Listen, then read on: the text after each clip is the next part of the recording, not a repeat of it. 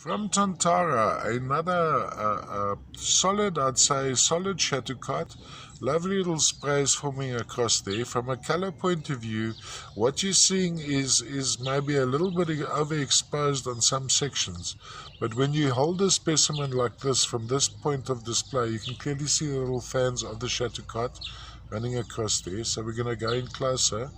Have a look at those. There you can see the little fans forming up there as well. And of course the whole matrix would be a solid Shattukat.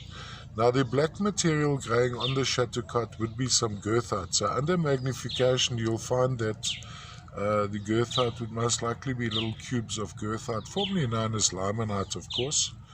Usually as a product of hematite losing its oxygen or iron oxidation. So there's also a possibility that we're looking at heterogenite, which would be more the form of copper oxidation, or maybe some manganese. Well, let's stick to goethite for now, and it's not going to get too complicated.